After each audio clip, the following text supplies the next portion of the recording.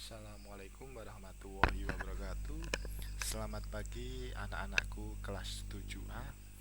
Pada awal semester 2 ini kita mulai dari belajar materi organisasi kehidupan. Adapun yang akan kita pelajari mengenai organisasi kehidupan akan saya bahas berikut ini. Nanti kita akan mempelajari tentang sel, baik itu tumbuhan atau hewan, jaringan, organ, sistem organ, dan organisme. Perlu saya tekankan bahwa urutan organisasi kehidupan adalah sel, jaringan, organ, sistem organ, dan organisme. Pada kesempatan kali ini saya jelaskan mengenai sel dan jaringan terlebih dahulu. Robert Hooke pada tahun 1665 pertama kali mengamati sel gabus pada tumbuhan.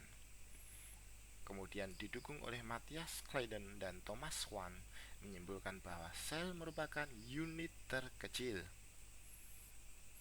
Pengertian sel, sel itu nanti adalah organisme bersel tunggal disebut dengan uniseluler. Kemudian organisme yang mempunyai sel banyak adalah multiseluler. Contohnya manusia dan tumbuhan. Kemudian struktur sel. Secara umum, sel tersusun dari membran dan protoplasma. Protoplasma terdiri dari sitoplasma atau disebut dengan cairan sel dan organel-organel.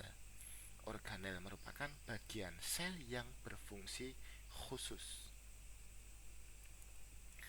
Kemudian ada lagi yaitu membran sel. Membran sel tersusun atas fosfor, lemak atau lipid, karbohidrat, dan protein. Membran sel berfungsi pelindung dan pengatur lalu lintas zat yang keluar masuk sel. Membran sel bersifat semi-permeable, artinya membran sel hanya dapat dilewati oleh zat tertentu. Kemudian selanjutnya bagian sel yang lain adalah sitoplasma. Sitoplasma merupakan cairan sel. Sitoplasma mengandung berbagai macam zat, di antaranya protein, lemak, karbohidrat, zat-zat anorganik, enzim, vitamin, dan hormon. Sitoplasma berfungsi sebagai tempat berlangsungnya reaksi metabolisme sel, karena organel sel terdapat di sitoplasma. Kemudian bagian selanjutnya adalah nukleus. Nukleus tersusun atas membran cairan inti. Nukleus itu adalah inti sel. Kemudian ada lagi yaitu mitokondria. Mitokondria adalah organel bermembran yang berfungsi sebagai tempat penghasil energi. Semakin aktif suatu sel, semakin banyak mitokondrianya. Terlihat pada gambar ini adalah gambar mitokondria. Kemudian ada lagi yaitu ribosom, berbentuk butiran-butiran. Ribosom ada yang menempel pada membran retikulum endoplasma dan ada pula yang bebas di sitoplasma. Ribosom berfungsi dalam pembuatan sintetis atau protein. Kemudian RE itu adalah retikulum endoplasma. Kemudian selanjutnya adalah badan Golgi, berbentuk seperti kumpulan kantong yang bertumpuk-tumpuk. Badan Golgi berperan untuk memodifikasi bahan-bahan yang dihasilkan oleh RE, ya, dan menyalurkan ke organel-organel yang membutuhkan. Kemudian selanjutnya adalah lisosom, merupakan organel berbentuk kantong yang berisi enzim pencernaan. Lisosom berfungsi untuk mencerna zat sisa makanan atau zat asing. Kemudian sentriol berperan dalam pembelahan sel. Sentriol hanya dimiliki oleh sel hewan. Kemudian vakula. Vakula itu nanti ada vakula makanan berfungsi untuk mencerna makanan Kemudian ada vakuola kontraktil, berfungsi mengeluarkan zat sisa dan mengatur keseimbangan air dalam sel. Vakuola berarti ruangan sel. Pada tumbuhan yang sudah tua, vakuola itu berukuran besar dan berisi cadangan makanan. Sedangkan pada sel hewan, vakuola berukuran kecil. Jadi perbedaan antara vakuola hewan dan vakuola tumbuhan adalah vakuola hewan lebih besar daripada vakuola tumbuhan. Itu jika kita lihat dari ukurannya. Kemudian ada lagi yaitu plastida. Plastida hanya terdapat pada tumbuhan karena dia mengandung pigmen tertentu. Kloroplas merupakan plastida yang berwarna hijau. Kalau pada hewan dia tidak mempunyai plastida. Kemudian dinding sel. Membran sel tumbuhan dilindungi oleh dinding sel. Selain melindungi sel, dinding sel juga menjaga bentuk sel tumbuhan tidak berubah dan kaku. Nah, ini adalah perbedaan sel hewan dan sel tumbuhan.